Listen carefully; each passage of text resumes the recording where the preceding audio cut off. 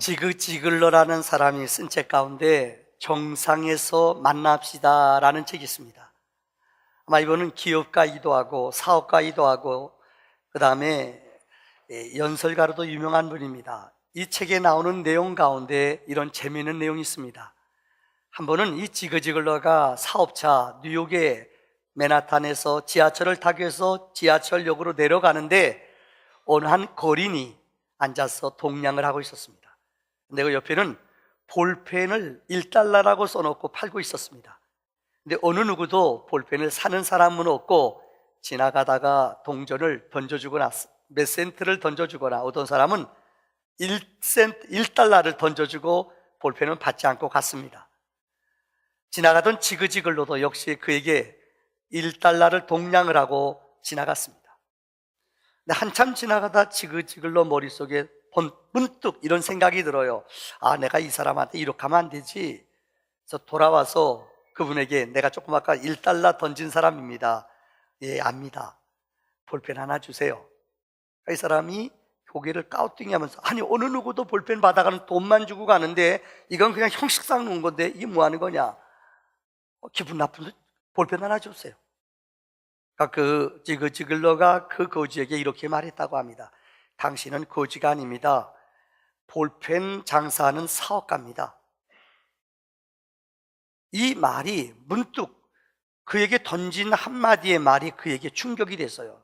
자기는 오랫동안 그곳에 앉아서 동냥하고 볼펜 갖다 놓고 그냥 구걸하는 인생을 살아왔는데 당신은 더 이상 거지가 아닙니다. 당신은 사업가입니다. 볼펜을 파는 사업가입니다. 이 말이 그에게 충격이 됐어요. 그래서 그가 그 다음에 인생의 변화가 왔다고 합니다. 자기 인생의 삶의 꿈을 꾸는 자기 자상을 그리는 사람이 될 뿐만 아니라 그는 사업을 했습니다. 그래서 10년이 지난 후에 뉴욕의 어느 도시에서 이 지그지글러가 강의를 하는데 어떠한 사람이 강의 끝난 후에 찾아와 인사를 하더랍니다. 그러면서 이전에 내가 지하철에서 이 거지로 앉아 볼펜 팔고 있었는데 당신은 나한테 거지가 아니라 당신은 볼펜 파는 사업가입니다. 이 말이 자기의 영혼을 깨웠고 새로운 사람이 됐다는 거예요. 너무너무 감사하다고. 여러분, 인생을 살아가면서 많은 사람들은 자존감이 낮은 사람들이라고 그래요. 우린요, 남이 말하는 것에 대해서 너무너무 의식하고 이 말 한마디 때문에 인생이 바뀌는 사람이 있어요. 특별히 열등감 많은 사람, 자존감이 낮은 사람들은 그렇게 사람들의 말에 의식을 많이 해요. 인생은 여러분 그렇게 남의 말 들을 필요 별로 없어요. 인생은 하나님이 수십억의 사람 만들었지만 어떤 한 사람도 똑같이 만든 사람, 쌍둥이도 여러분 DNA 조사해보면 다 틀려요. 어느 한 사람도 하나님은 우리를 그냥 아무렇게나 보낸 사람이 없어요. 근데 의외로 많은 사람들은 누가 무슨 말 하면은, 누가 뒤에서 무슨 말 하면은 이거 신경 쓰고 꿈이 깨지고 자존감이 상하고 너무나 위축되는 사람들이 많아요. 오늘 특별히 명절을 맞이해 이번 주간에 여러분들 아마 고향에 부모, 형제들 만나는 분들이 있을 겁니다. 성경에서는 하나님은 우리를 누구라고 말했느냐? 우리 교회에 특별히 새로운 신자들 우리가 환영할 때 부르는 노래가 바로 이 노래 아닙니까?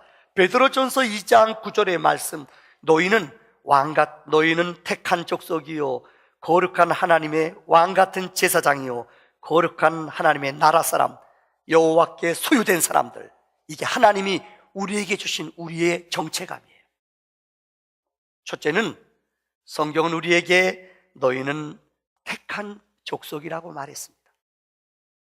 세계적인 맥스웰이라는 리더십의 대가, 리더십에 대해서는 아마 21세기에 가장 탁월한 글을 쓰고 우리에게 영향을 끼친 사람이 바로 존 맥스웰이라는 사람입니다.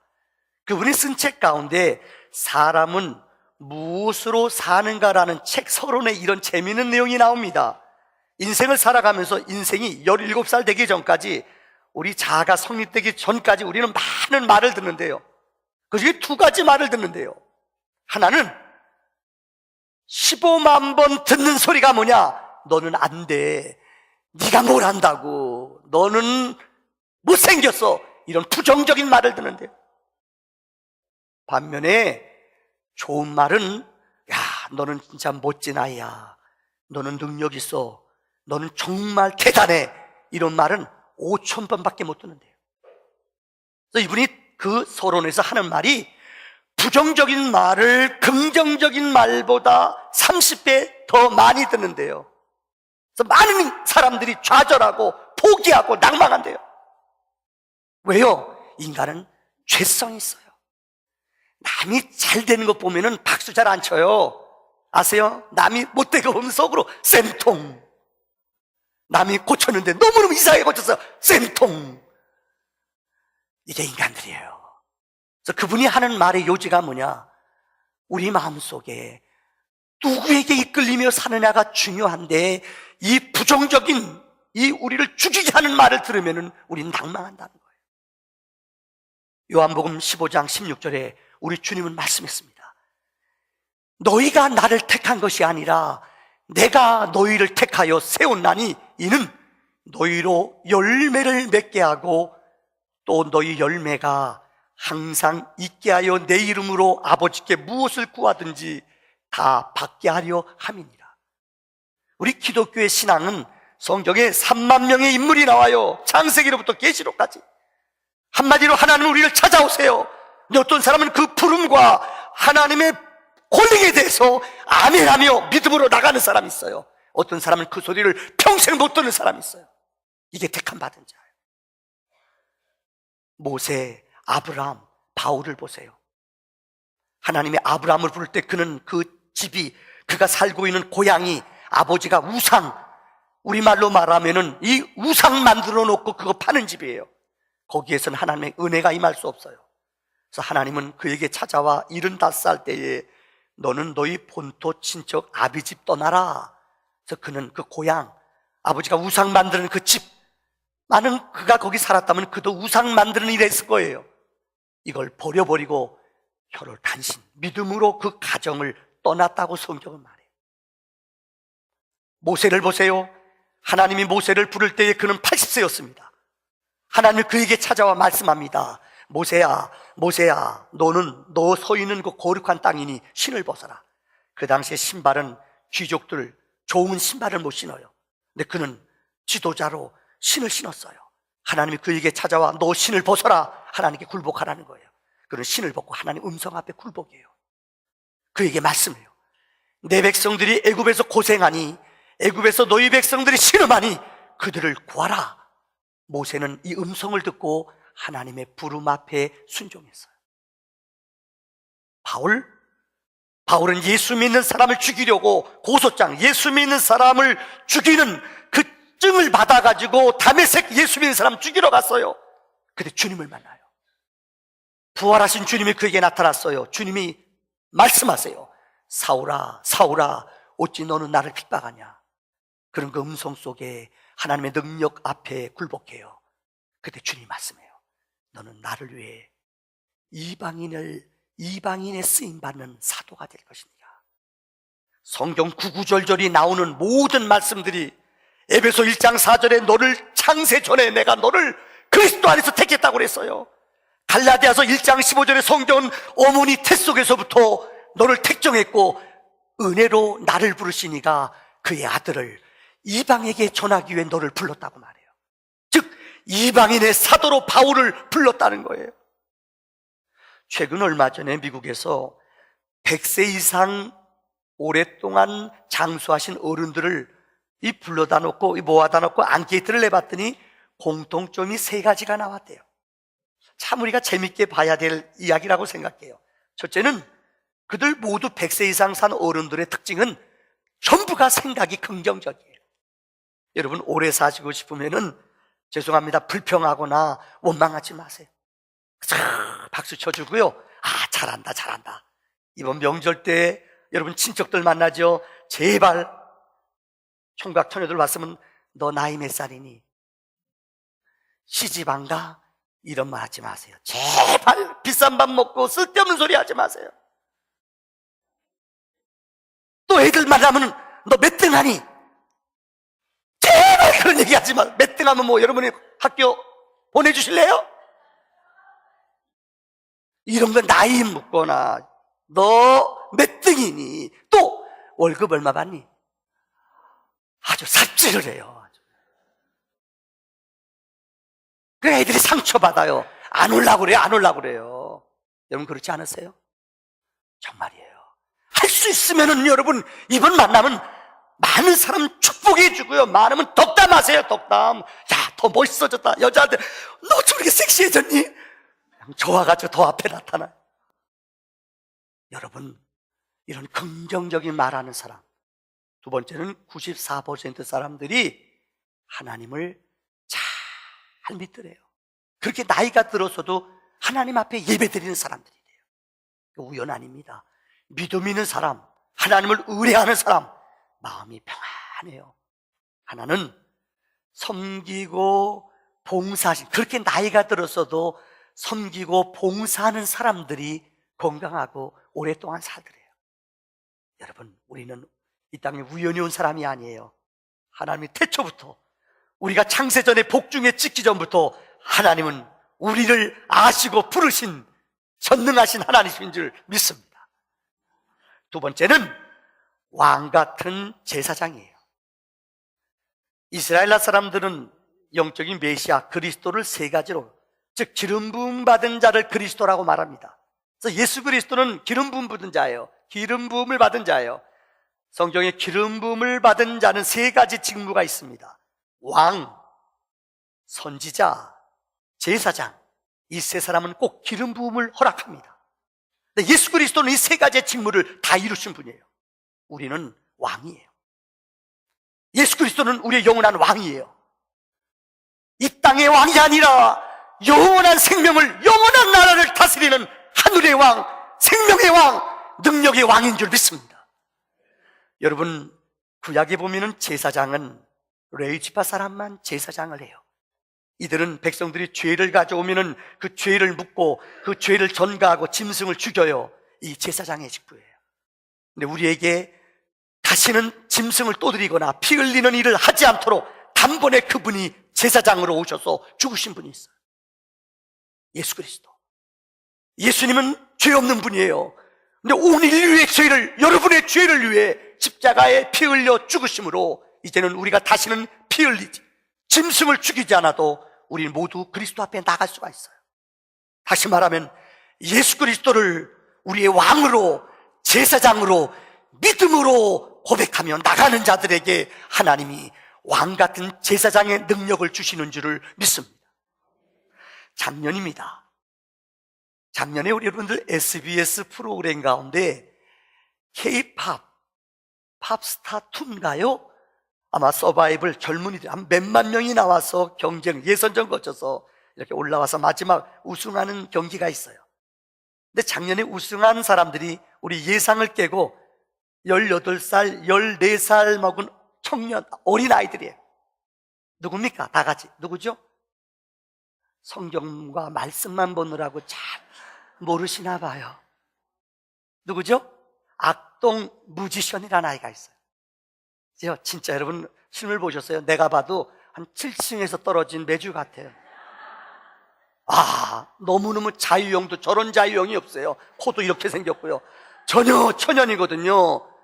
여러분, 이 사람 부모님들이 선교사예요.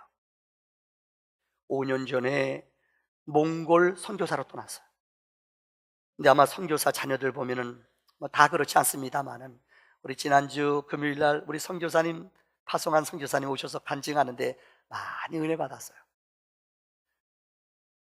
러시아 구러시아 땅 한 지역에 가서 복음을 2년 동안 전도하고 왔어요.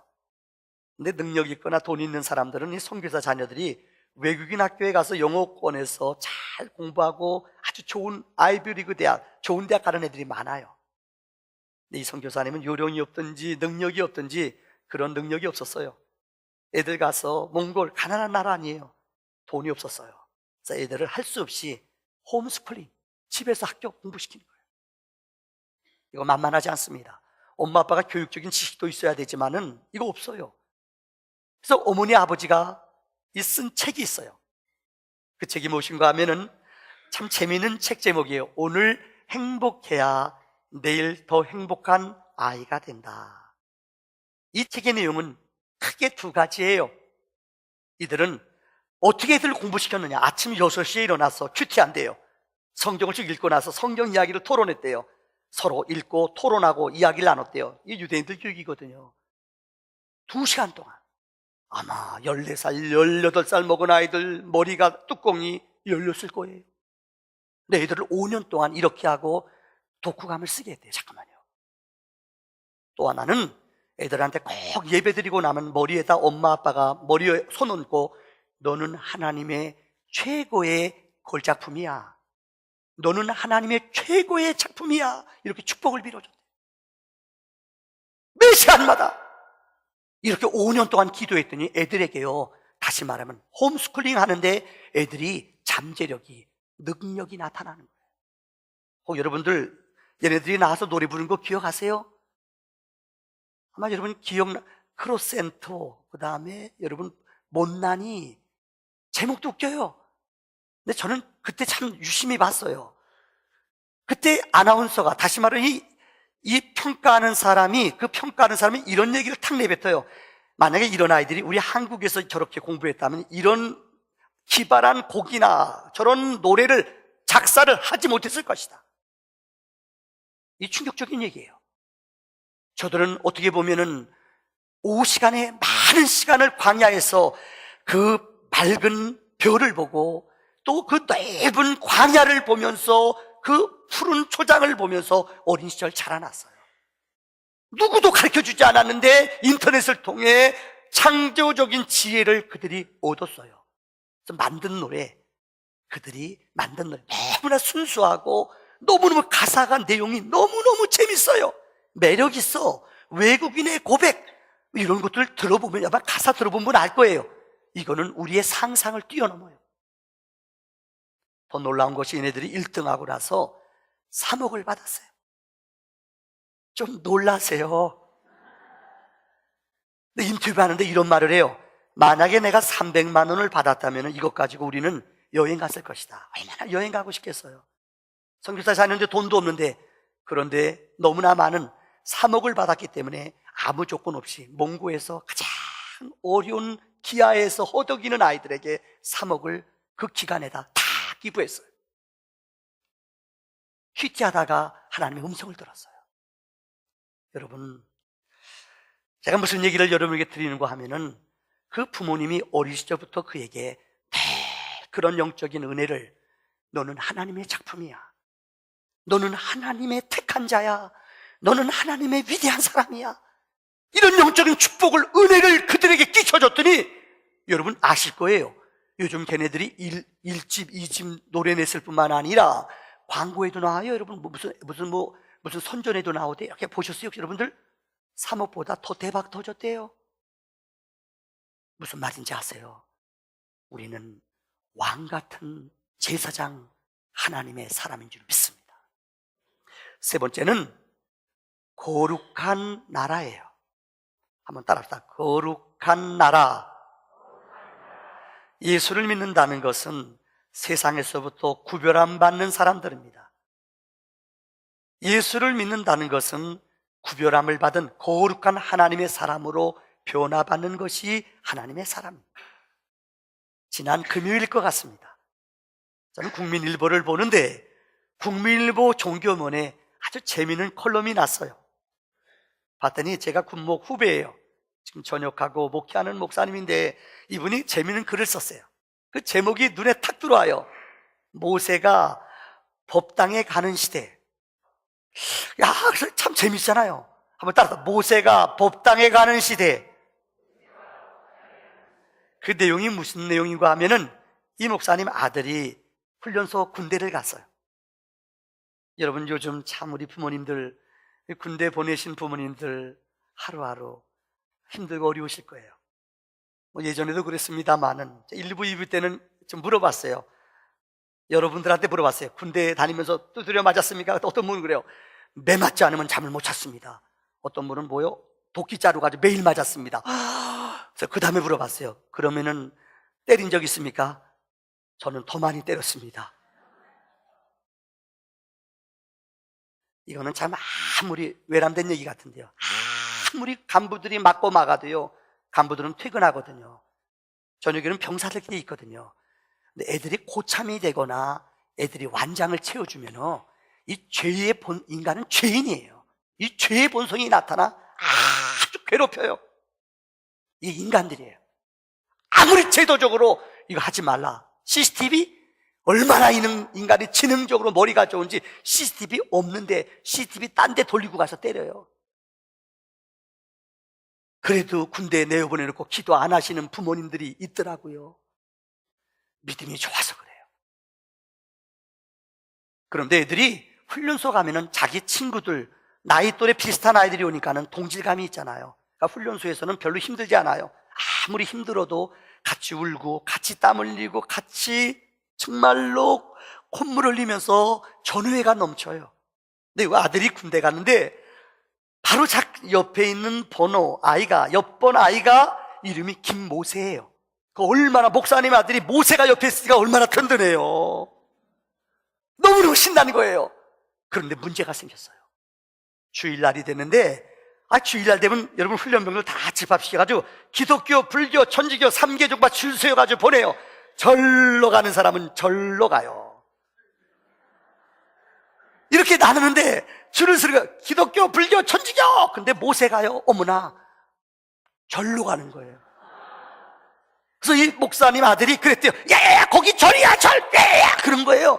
근데 얘가 못 본 척 하더니 생뚱맞게 딴 데 보더래요. 얼마나 미안해요. 군대는 애들이 대단해요. 정보력이 얼마나 뛰어난지요. 절에서 초코파이 3개 준다면 애들이 절로 가요. 어서 알아가지요. 교회에서 피자 준다면 애들이요, 절로 갔다는데 교회로 다 와요. 죄송합니다, 애들이 그래요. 정보도 빠르고 먹는데 밝혀요. 그래서 얘가 머릿속에 얘가 그냥 초코파이 많이 줘서 가나보다 지냈어요. 근데 그 다음 주에 또 왔어요. 이건 얘기할 수 없잖아요, 친하지만은요. 자기를 지켜주는 모세가 절로 갔어요. 둘째 주는 모세님께서 오실 줄 알았어요. 근데 둘째 주를 시작했는데 집합하는데 이 또 모세가 또 절로 가요. 그래서 이상한 거예요. 물어봤대요. 5주 끝나는데 3주 끝난 후에 이 목사님 아들이 그 친구한테 물어봤대요. 너 왜 절리 가냐? 너희 부모님 교회 다니지? 그럼 우리 어머니 아버지 교회 잘 다니죠. 근데 너 왜 절로 갔니? 그 친구가 대답하는 말이, 나 우리 엄마 아빠가 믿는 하나님은 안 믿어. 나 우리 엄마 아빠가 믿는 하나님은 나 안 믿어. 난 절에 가면 편해. 할 말이 없더래요. 제가 더 긴 얘기는 하지 않겠습니다. 아마 모르긴 몰라도 그 집에는 분명히 십자가가 있을 것이고 분명히 그 집에는 성경 찬송이 있어요. 믿음 어지간한 게 좋지 않으면 모세라는 이름 안 줘줘요. 그렇잖아요, 여러분. 모세라는 이름 어지간하게 믿음 좋지 않으면 안 줘줘요. 그런데 이 아이가 교회를 안 가요. 여러분, 모세가 법당에 가는 시대라는 제목을 여러분 아시겠습니까? 미국에 가장 영향력 끼친 믿음의 가문 가운데 하나가 조나단 에드워드라는 가문이 있습니다. 이 가문에서 이 프린스톤 총장을 2명이나 배출했습니다. 목사가 너무나 많이 나왔습니다. 그런데 놀라운 사건이, 조나단 에드워드 가는 230년 미국의 이 계속 이민의 역사 속에 자그마치 13대 계속 주의 종이 이 가문에서 나왔어요. 저도 1대 목사예요. 우리 아들이 2대 목사가 돼야 돼요. 힘들어요. 쉽지가 않아요. 이제 졸업하고 이제 안수받을 때가 됐는데 그게 쉽지가 않아요. 여러분, 13대를 계속 주의 종이 나온다는 거 쉬운 게 아니에요. 장로님도 우리나라에서 장로님 4대가 나온 집대가 알아요. 4대 장로님 집 나온다는 거 이거 쉽지 않아요. 영적인 믿음의 가문이 아들들 끊어지는 집이 많아요. 그런데 13대에 조나단 에드워가는 13대 주의 종의 기름 부음이 나타났어요. 왜 그러는가? 책에서 말해요. 부모님이 아이를 키우는 특별한 법이 있대요. 첫째는 호람돼요. 늘 하나님 앞에서 살아간다는 의식을 가져요. 또 하나, 하나님의 거룩을 자녀들에게 물려줘요.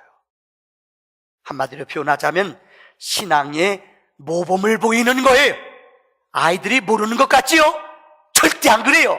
여러분 요즘 교육학에서 얘기하잖아요. 임신에서 태교 때부터 애들이 부모님이 하는 말, 부모님이 하는 모습을 본대요. 틀림없어요. 애들이 모를 것 같아요? 아니에요. 여러분은 예배 시간 어떻게 예배 시간에 은혜를 사모하며 하나님을 만나는가?